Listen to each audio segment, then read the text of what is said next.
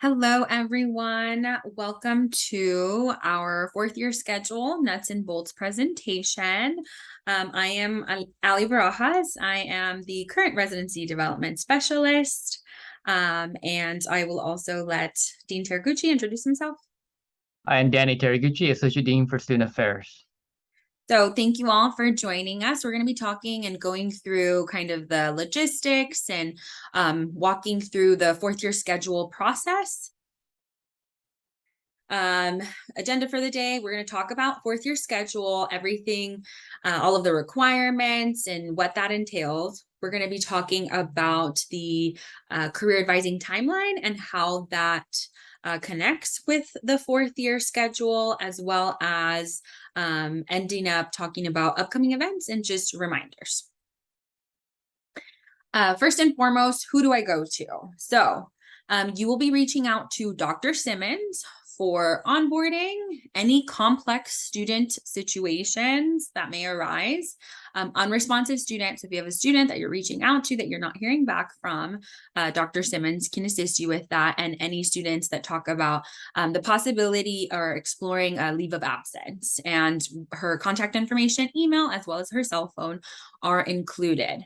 Now, Alex Murrow will be joining the team next week. So he will be the new residency development specialist, and you'll be working closely with him around things. If you have questions about fourth year schedule requirements, maybe a student has a really specific question about a particular schedule requirement, you can definitely follow up with Alex to ask any questions.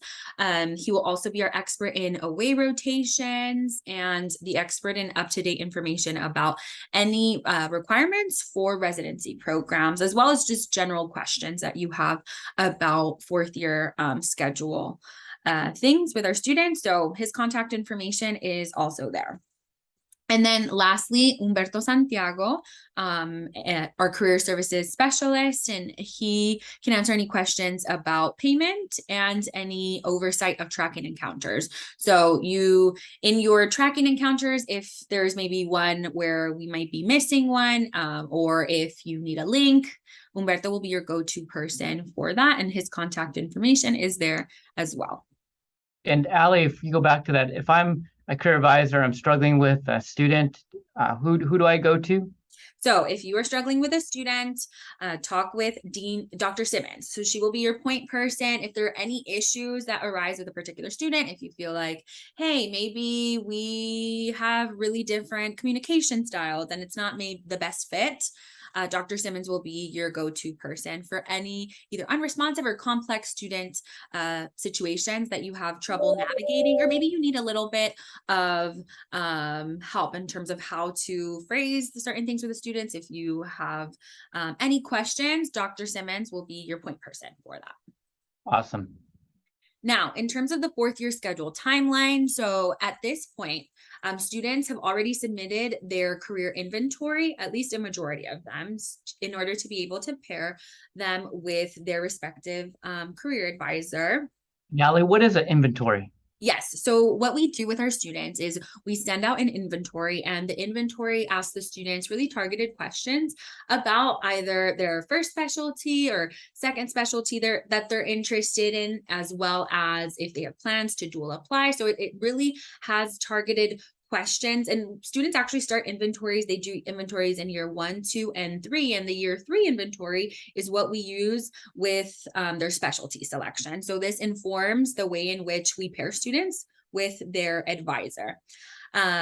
So students at this point, a majority of them have submitted their inventory, have decided on a specialty. We do have some students that are still kind of figuring that out. But for the most part, our students are kind of set on their specialties.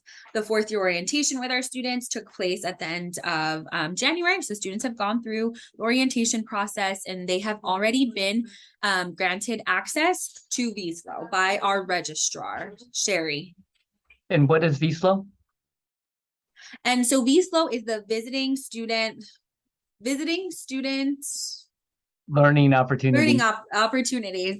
And yeah, I'm in that system all the time, and I'm so used to saying VSLO. Thank you, Danny. Visiting Student Learning Opportunity System. And VSLO basically is this repository of all of the away rotations that exist for students. And because we are a community-based program, we really encourage students, hey, any site that is on VSLO is up for grabs for you to do an away rotation with, right? So a lot of students, specifically like our OB-GYN students, because we don't actually have any OB-GYN rotations at UCR for fourth year students, this is where they will find those away rotations. But it is a great resource, and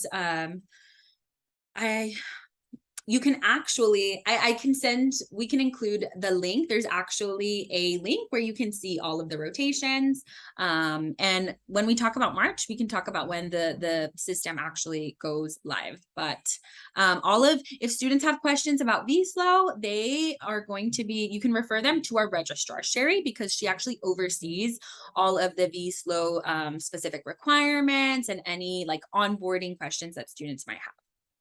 Now, so currently, students are being assigned their career advisor now that we're in February, and as our education team is finalizing those policies and procedures for their fourth year schedule, we are going to have a follow-up session with our students at the end of February to clarify that. So just so you know, that is on the horizon. In March, like I mentioned, is when VSLO, this is when institutions actually start to import all of their away rotation opportunities. And typically this is in early March. So this is when students are actually going to start to be able to go through the catalog and see what is available in VSLO. As it stands right now, there's only a small number of away rotation opportunities, but in March, those start populating. Typically between March and April, we see a giant increase in the number of away rotation opportunities that are available in VSLO. And so this is very institutionally specific in terms of when sites actually post their rotations. But if students have questions, in terms of away rotations, VSLO is they are able to see, hey, what are the application requirements? Do I need, sometimes they'll have a, like a statement of purpose of why they want to go to that away rotation. It'll require some letters of recommendation, transcript, but they're able to see everything that they need in the VSLO system itself. Now, yes. Kelly, something I think I found useful to have the students share their screen as they look for VSLO for faculty care advisors so you can see what they're looking at. Would you recommend that? Absolutely. So every time or when I meet with students and we're kind of talking about their options, I always say, hey, share your screen so we can take a look. And the cool thing about VSLO is that you can always filter by what the student is looking for. So let's say we have students, and a lot of our students tend to stay in California. You can literally say, hey, what away rotations exist in California for peds, for psych, for surgery, and it will give you all of the away rotation opportunities that are there. And so you can kind of talk through some of those programs, what opportunities may best fit the student. It's always great if the student is sharing with you, so then you can kind of talk through some of those options with them. Thank you, Danny. That's a great point. And then in March, so we do expect students to meet with you so that they can kind of talk through what their schedule looks like. And just like Danny mentioned, I always encourage students, hey, if you have a draft of your schedule, let's talk through it. Let's pull it up and kind of talk through the different options and what you're thinking for every block. And so they're going to run through that with you. And after your meeting with them, students will have to get your signature on their fourth year form. That is one of the processes that happens after your meeting with them, or during your meeting. You can sign it right after the meeting. And then students are required to submit their schedules in April. That is April 7th. And they will be submitting those to our residency specialist, Alex Muro. And then in April, as students are submitting all of their schedules, our fourth year team, so the fourth year coordinator, Stephanie Horn, she actually creates a master calendar to monitor capacity for enrollment, right? Because we do have limited availability for some of our home sites. So she creates a master spreadsheet that kind of goes through, okay, we have this many students at RCH or this many students at RUHS that are trying to do the kind of home rotations that we have available. Now, in May through June, so as students submit their schedules in April, they start hearing back. So students with the VSLO opening in March, students can already start to apply. They will be hearing from those rotations. So students will start to receive acceptances, and then any changes that happen, we'll kind of talk about what the schedule change process entails. Always encourage the students. So in addition to meeting with you about any questions that they have, they can always meet with the Office of Career and Residency Advising as their schedule changes, right? If there's something pretty major that they need to talk through, we're always here to be a resource for them and to kind of discuss any impact on their residency application. So this is on an as needed basis, but definitely if there is anything a little bit. So if it's not just switching out one rotation for another and a simple switch, then they can always meet with us to kind of clarify any questions that they may have. And the process for schedule changes, and this happens anytime that there is a change to their schedule. So let's say the students submitted their schedule at the April 7th deadline, and after that time, they decide that they need to make a switch. So the schedule change happens, they're going to communicate that with our fourth year coordinator, Stephanie Horn, like I mentioned, as well as the residency specialist, Alex Muro. After that happens, the fourth year coordinator, Stephanie Horn, actually goes in and checks the capacity and availability of that rotation. And if it is available, then Stephanie will make that known to the registrar. So the enrollment can be updated, and we always are making sure that students are in the loop. Sometimes students might need additional information, or there's specific onboarding that has to happen, but we communicate all of that with the students. The most important thing to remember here is that anytime a schedule change is going to happen, that they're communicating with our fourth year coordinator, Stephanie Horn, as well as Alex Muro, the residency specialist. So just encourage students to reach out to these folks every time that there is a schedule change. And students have been made aware of this process as well. Now we're going to walk through a fourth year schedule sample just so you can kind of understand what are some of the variations in schedule that we could possibly have. But first, let's talk through all of the requirements. So what do those look like? So the schedule has to consist of 9 required courses and electives within this 11. So there's 11 blocks. They're all 4 weeks, and we have the dates up there for reference. Students have to do a sub-internship. Now, the sub-internship can only be in internal medicine, family medicine, peds, surgery, psych, or OB-GYN. Students in emergency medicine will often ask us, can I do my sub-I in EM? And at this time, they cannot. So it has to be in one of these specified specialties. Students can pursue in a way sub-internship as long as it is labeled as such in VSLO. And even if it isn't, they can still participate in that. I always just encourage students to double check with ultimately Dr. Nevin, our fourth year director, has the kind of final say, but usually students are approved for these if they can be away. Next, we have a core radiology. So that is online and self-directed. We'll talk about the best time to schedule that, as well as a core critical care. We tell students, and just keep this in mind, we don't recommend this during interview season, which runs from the kind of mid-October through mid-January or so. So we don't encourage students to do the critical care units in blocks 5, 6, or 7 because students are expected to be in clinic, and then it makes it really hard for them to have the flexibility that they need during interviews. So we don't recommend that take place during interview season.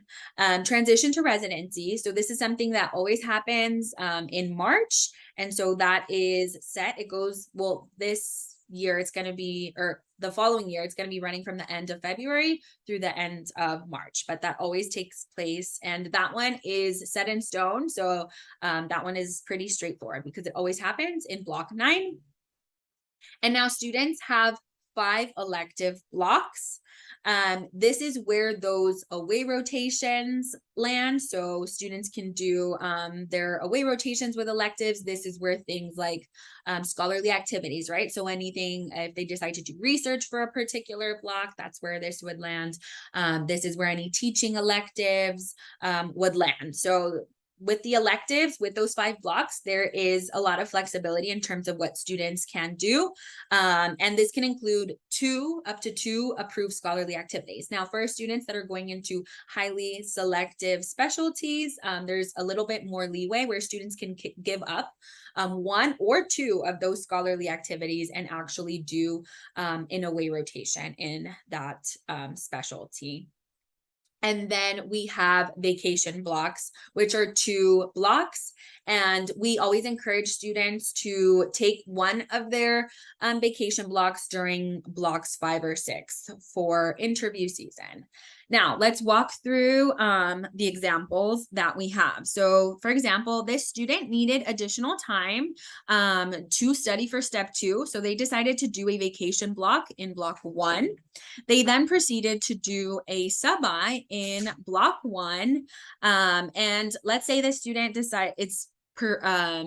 applying in internal medicine. So they decided to do their sub-I in internal medicine. They then decided to do an away rotation in internal medicine to get exposure to a program that they were interested in, followed by another away rotation in their specialty. And maybe it was a little more specialized. They decided to do an endo or a gastro rotation.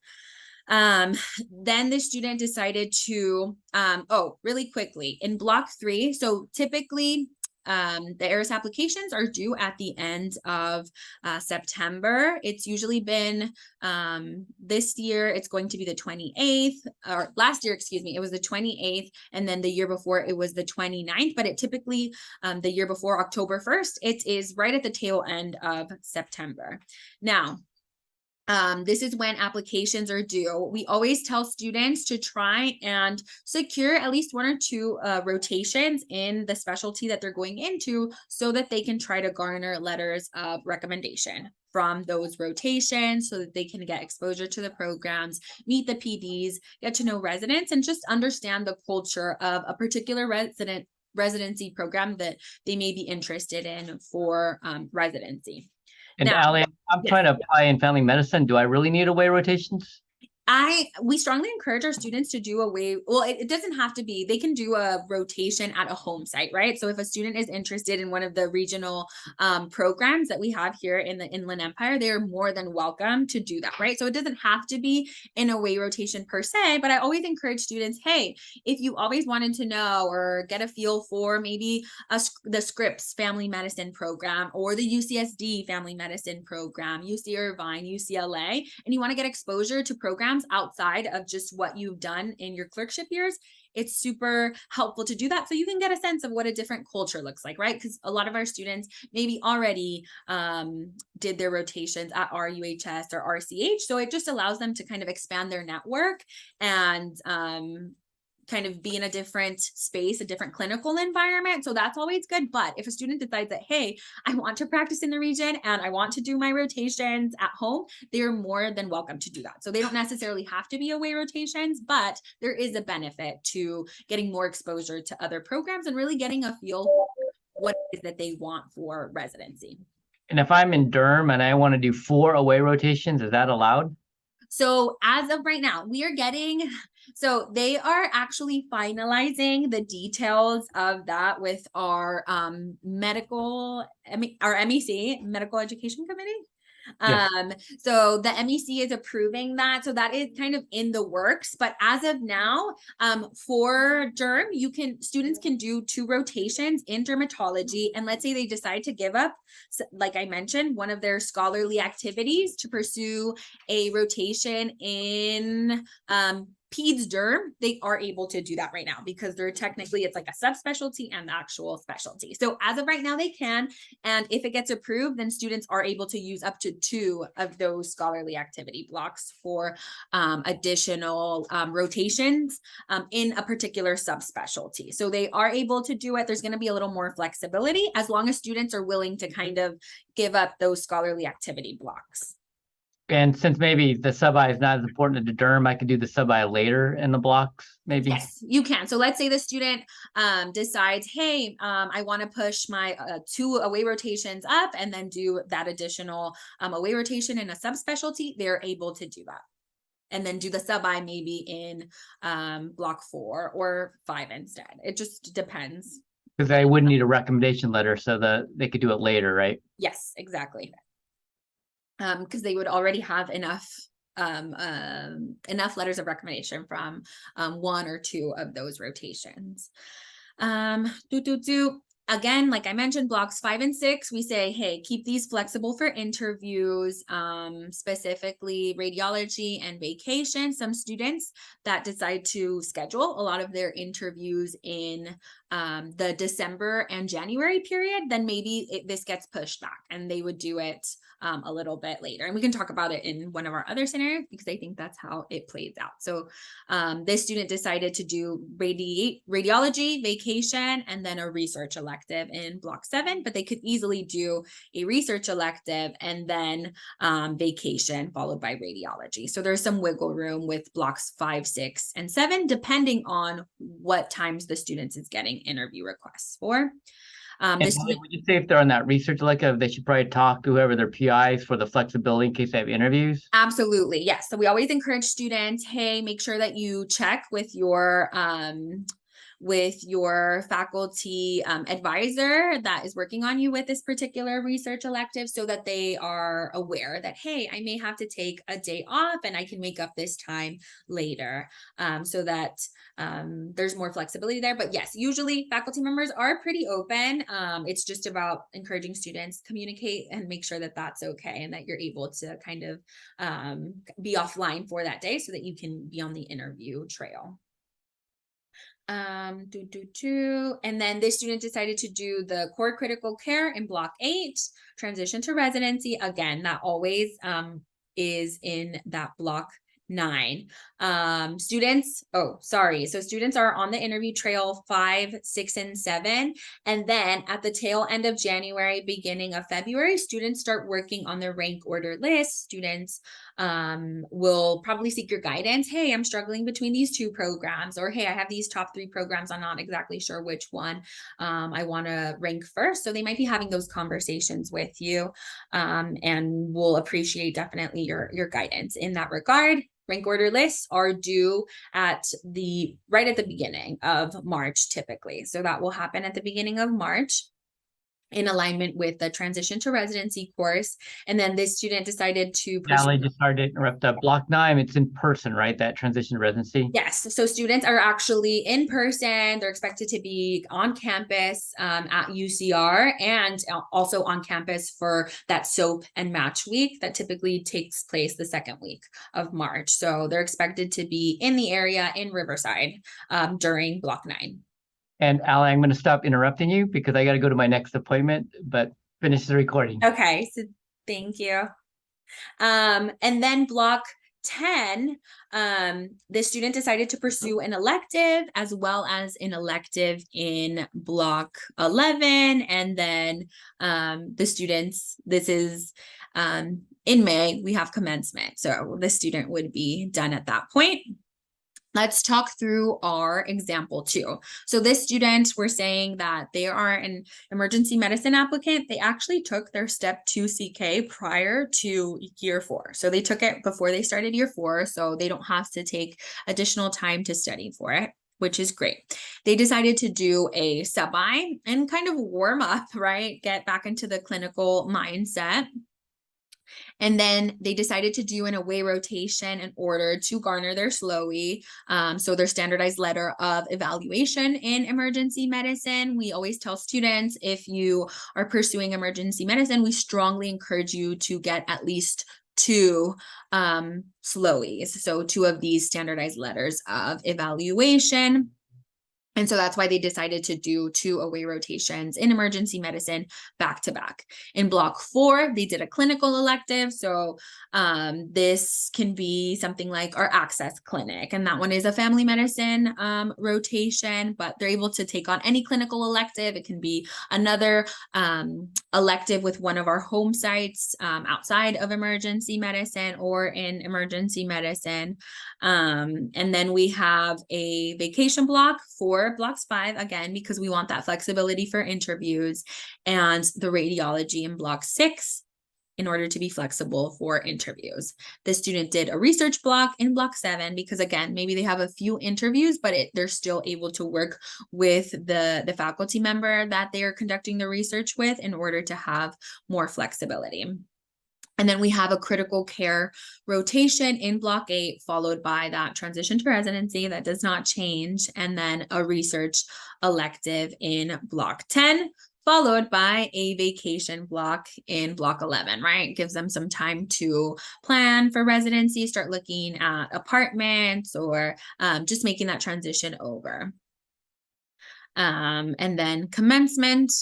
And then lastly, our sample 3. So this student decided to start off with a sub-I in, again, one of our mentioned specialties. They decided to do an away rotation in the particular specialty that they are pursuing.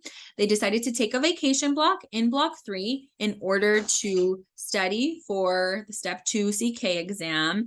And then they did an away rotation in block 4. Now, this student, even though they're doing an away rotation in their given specialty, not until block 4, this means that they won't be using it to get a letter of recommendation per se, but they are using it as a network opportunity, the chance to meet with a program director, to meet residents, and to really get a feel for the program. So it is okay if they do a rotation outside of their indicated specialty. They're still getting the benefits of, again, networking with that particular program. And then blocks 5 and 6. So block 5, again, the research elective, maybe they know that they scheduled a lot of their interviews more so for end of November, December, and January. So they are able to dedicate time to their research elective and maybe only ask for a day or off too, and that offers the flexibility that they need. So block 5 is they decided to do their research elective.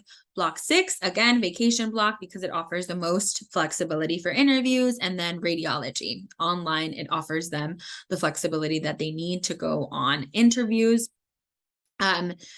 We find that programs are kind of, because of access and equity reasons, inclined to stay online for their interviews, but that may change. But for now, it seems like across the board, programs are really open to keeping things online, but we'll have to wait and see. And if any of those changes happen, we will let you all know and keep you in the loop.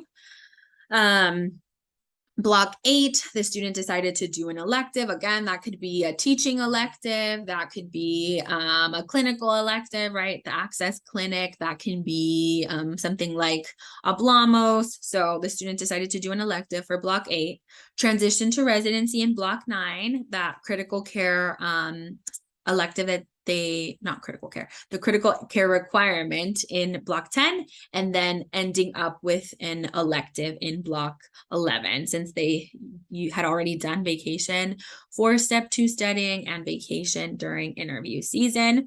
So this will definitely be if you take anything away from my time with you today, this is going to be the most, I think, informative piece in terms of helping you guide and advise the students. Is just kind of understanding, hey, there's 11 blocks. It's just figuring out what it is that you want to do and reminding students that it is a very dynamic process.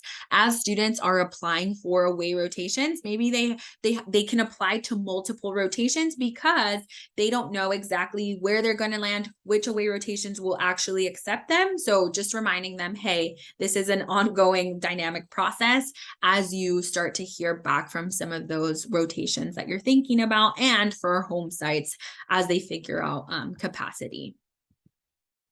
Now, step 2, it is the step 2 CFCA exam is a graduation requirement. We always encourage students to take it by September 30th. This aligns with that ERA submission date, just so they have that exam score back in time for application reviews. Is it the end of the world if it's not in and it takes maybe 2 weeks later? No, but it can delay their application review in some instances. So we strongly encourage students to take the exam by September 30th. Students will receive 2 vouchers in March from our Office of Academic Success, and that is Dr. Granillo and her team. Students will use the MBME portal to register for that. But if students are needing additional support with studying, you can always point them in the direction of Dr. Granillo and her team. They help students with study strategies and registering for or the vouchers for the exam, all of that. Now, who do I refer? Students for what? So step two to support, help with creating a study plan, like I mentioned before, scheduling the exam, practice exam. So if the student wants to talk through and practice exam questions, Dr. Granillo can also give the students vouchers, a consultation for accommodation. So they can always contact Dr. Christina Granillo, and here's her email address. If you have a student that you need to refer to student wellness, let's say they need help with coping with stress, or they need resources for mental health, or just overall general support for student well-being. If the student seems like, hey, maybe I met with them a couple times and they seemed a little aloof, a little different, then you can always refer them to Amanda Smith. This is her email address. She is our director for student wellness. And then financial aid. So our financial aid team does offer scholarships and additional financial resources for away rotations and interviews. If students have questions about their loans, students can go to the financial aid team, and that is finaid@medschool.ucr.edu. So always refer them if they have questions about, hey, I am having trouble with the away rotation application fees, and you can always refer them to our financial aid team. Like I said, they do have allocations and money to be able to support students throughout their 4th year process. So please refer them that way. And now, like I mentioned, so really quickly, what is kind of your timeline? Students submit their career inventory in December or January, and we will determine the best fit specialty or best fit advisor based on their specialty choice. Students are assigned in February and or March if they need a little more time. So we assign them their clinical faculty career advisors via email based on that specialty choice. And then in March, so students have to draft their schedule and review it with you all. Again, that's due April 7th. So students are going to meet with you all and complete a draft of their 4th year schedule in March in preparation for that April 7th deadline. But now let's get really specific. So we're currently working on the annual training. Students get assigned their faculty career advisors. And then that first required encounter is meet and greet with you all and a review of their 4th year schedule. In April, So April 7th, so after their faculty career advisor or you all review their schedule, students will submit that schedule to Alex Muro for final approval. And then in May through September, we have the required second encounter. So this is supporting students with their residency applications, right? And that might include things like reviewing and giving feedback on their CV and personal statement, as well as advice and feedback on residency applications. October through January. So this is the encounter 3. So this is support preparing for interviews, including mock interviews. So we'll have folks that will do mock interviews with our students, as well as support for writing letters of interest. Let's say a student applied to a few programs and they haven't heard back from them. So they would seek your guidance and advice on, hey, how do I write this? Is there any specific aspects of this program that you have knowledge about, etc.? And then in February, the last required encounter is advice on the rank order list. Like I mentioned earlier, in March, we do have that SOAP week that kicks off on the Monday of SOAP and match week and runs until Thursday. So SOAP Monday through Thursday, and then match day on that Friday, the second week of March.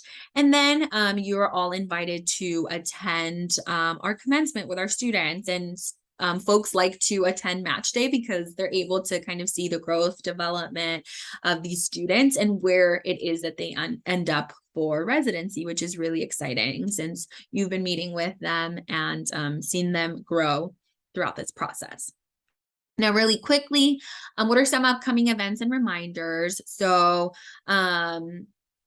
there are some, we post our trainings in Canvas. So we have webinars on noteworthy characteristics, on personal statement. So you can always refer if students have questions about writing their noteworthy characteristics or that personal statement, they can always go back to the OCRA, so the Office of Career and Residency Advising Canvas page. You can always refer them to that page for resources. There's going to be an Encounter 2 webinar. So regarding residency applications, we actually do a session with our students called Roadmap to Residency, but we will be doing something similar just to kind of brief you on all of everything that the application entails. And that'll be happening either end of May or June. We'll do a webinar on the Encounter 3. So kind of walking through mock interviews and just the interview season landscape in general. And then another webinar on rank order list and just how to advise students with their rank order list that typically opens up at the beginning of February. So that runs from beginning of February to beginning of March. And then just match day and commencement when those happen. Really quickly, we have all of the contact information for the Career and Residency Advising team, Dean Simmons, who you will reach out to if you have any questions about any particular student. Are there any complex cases? She will be your go-to person. Dr. Teraguchi, who you met earlier today, is also a great resource. Alex Muro, our new residency development specialist, as well as Humberto Santiago, the career services specialist. And thank you all. I hope that this was helpful. Bye-bye.